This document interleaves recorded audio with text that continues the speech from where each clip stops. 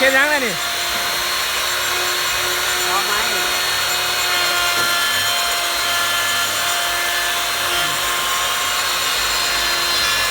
อันนี้ก็เฮ็ดยังกับบอกเขาเลยสิล่ะไม่ได้ยังหรอกระจองใหม่อันนี้จอไม่ติดใจจริงเนาะ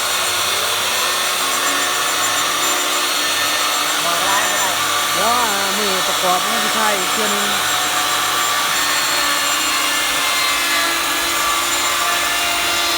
บอกร้ายไม่ได้บอกเขา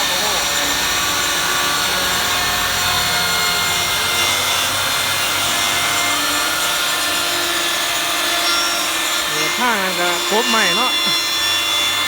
สร้างไงเพิ่น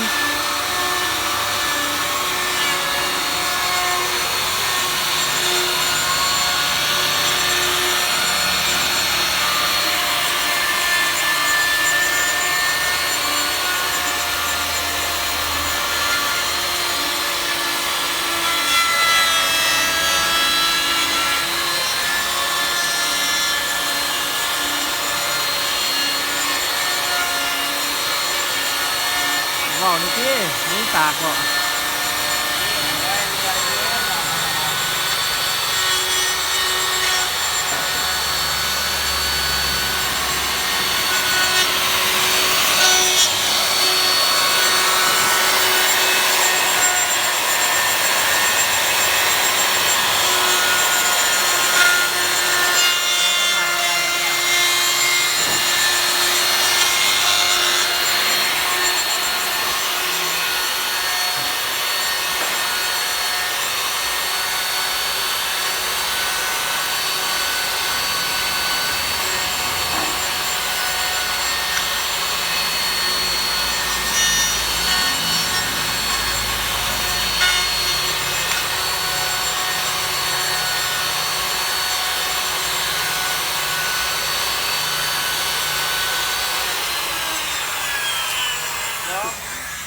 แล้วเลยดิ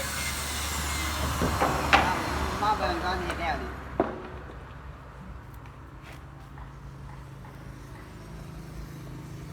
เห็นอยู่บ่อันนี้จอ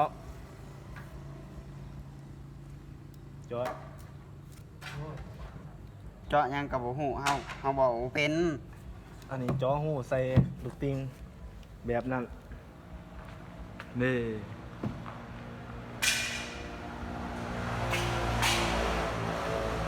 แบบมันทั้งเทิงเนาะใส่ตัวนี้ เจาะหูใส่กระดูกก็ได้ว่าจังได